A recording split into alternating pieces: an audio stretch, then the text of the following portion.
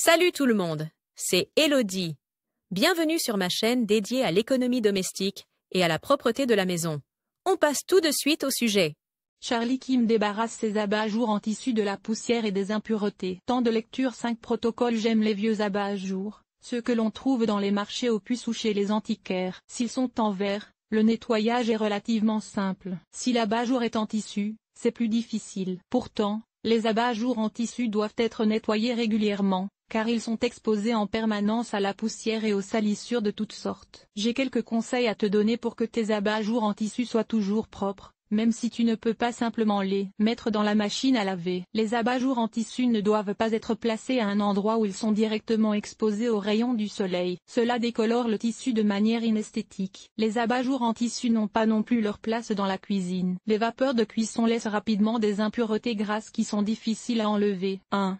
Passer régulièrement l'aspirateur sur les abat-jours en tissu. C'est simple et rapide. Tu devrais passer l'aspirateur sur tes abat-jours en tissu régulièrement, de préférence aussi régulièrement que sur ton sol et ton canapé. Chez moi, c'est une fois par semaine. Mais pour cela, utilise un petit embout d'aspirateur, comme celui pour les coussins par exemple, et règle l'aspirateur sur le niveau le plus bas afin de ne pas aspirer et éventuellement endommager le revêtement fragile. De cette manière, la poussière ne peut pas s'accumuler et, avec le temps, décolorer le parasol. Si tu n'as pas d'aspirateur sous la main, un chiffon à poussière propre et non pelucheux fera l'affaire. Passe-le légèrement sur l'abat-jour en veillant à ne pas frotter la saleté dans le tissu de l'abat-jour, mais à l'enlever avec le chiffon. Attention, ne nettoie ton abat-jour que lorsque la lampe est éteinte. Débranche si possible la prise, le cas échéant, le fusible, afin d'éviter tout accident électrique. Veille également à ce que ta lampe n'ait pas été allumée juste avant, car le matériau peut alors encore être chauffé. 2.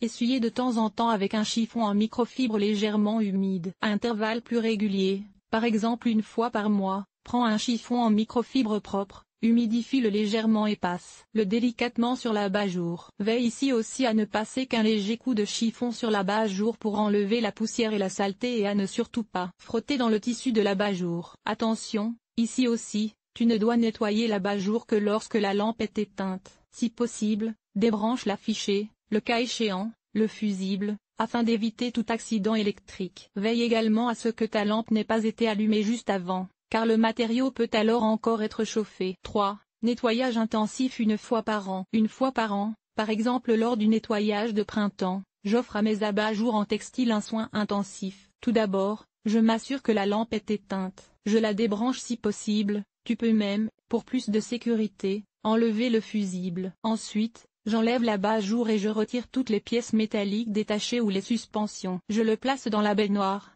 un bac à douche fait bien sûr l'affaire, et je l'humidifie légèrement, par exemple avec un vaporisateur d'eau. Ensuite, je prépare une lessive avec le produit de lavage approprié et je fais pénétrer la lessive dans le tissu à l'aide d'une petite brosse douce. Ensuite, je rince le parapluie à l'eau et je le laisse sécher à température ambiante. En aucun cas, tu ne dois faire sécher le parapluie sur ou à proximité d'un chauffage ou directement au soleil. Le tissu risque de se déformer ou de se décolorer. Bien entendu, tu dois toujours respecter les conseils d'entretien et choisir ta lessive en fonction du type de matériau. Mes abat-jours sont généralement recouverts de coton ou de soie et je choisis pour cela une lessive de couleur ou une lessive pour soie adaptée. Si tu as un abat-jour clair qui s'est fortement assombri ou décoloré, tu peux aussi utiliser une lessive spéciale pour le blanc, qui peut faire ressortir la couleur claire d'origine. Tu trouveras ici d'autres conseils pour le nettoyage des lampes et des lustres. Cet article était-il utile? Utilises-tu de la lessive en poudre, des capsules de lessive ou de la lessive liquide pour laver tes vêtements? Lire la suite. Enlever les taches de ronces. Voici nos meilleurs conseils. Comment laver et imperméabiliser ta veste de ski,